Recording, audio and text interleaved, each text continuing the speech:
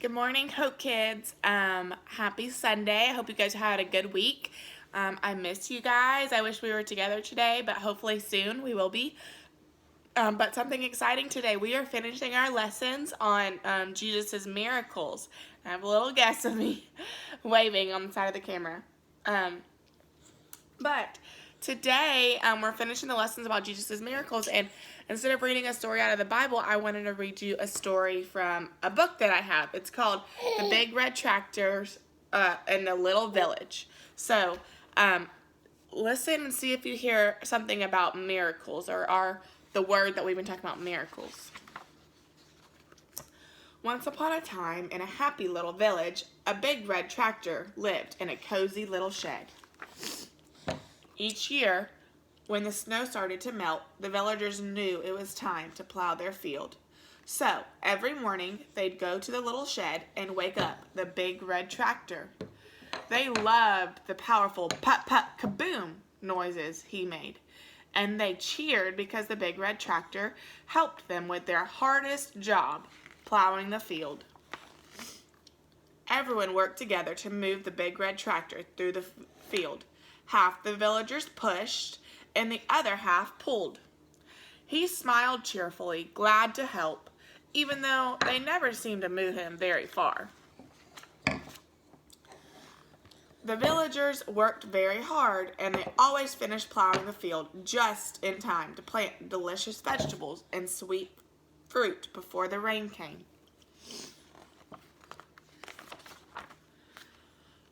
The rain fell from the sky and watered the field. Then the sun came out and made the seeds grow. Finally, the villagers gathered all the food in large baskets. Everyone celebrated, everyone shared. There was just enough food to feed the whole village.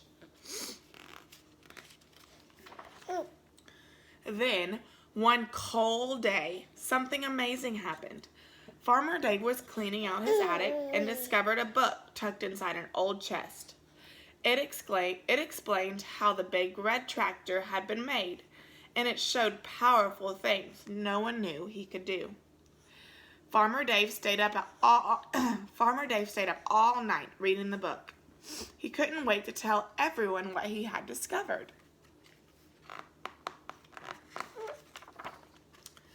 The next morning, Farmer Dave gathered the villagers to tell them the good news. The big red tractor can move on his own. If we fix him, we could plow the entire field in one day. But nobody believed him. There's no way the tractor can move on his own, they said. It sounds like a fairy tale. They laughed at him and went back to their work. This made Farmer Dave very sad.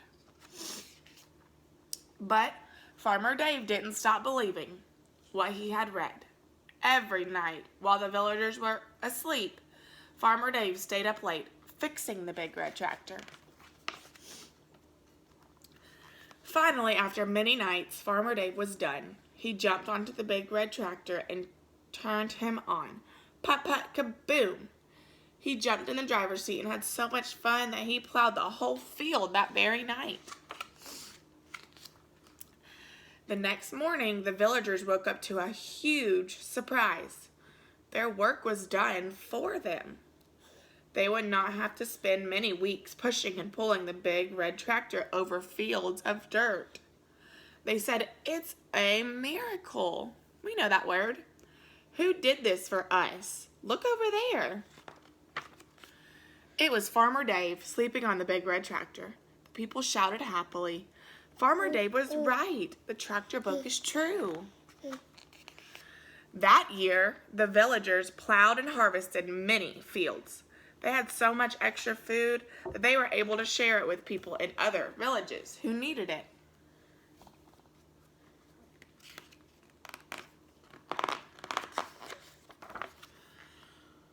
When they visited other villages, Farmer Dave and the big red tractor always took the book with them so they could teach others the wonderful news they'd learned. The little village kept sharing, and the villagers became known as the most generous people in the world. This says on the newspaper, "Little village feeds thousands. It wouldn't have been possible without the owner's manual." Did you know that you are like the big red tractor? God made you, and He knows just how you work best. He wrote a book full of truths that you can read to help you know how to live too. Do you know what book they're talking about? The Bible tells us that if we try to do things on our own, we won't accomplish much. But if we trust in Jesus, God gives us His Spirit, so we'll have new power. The power to love others and to tell them about God.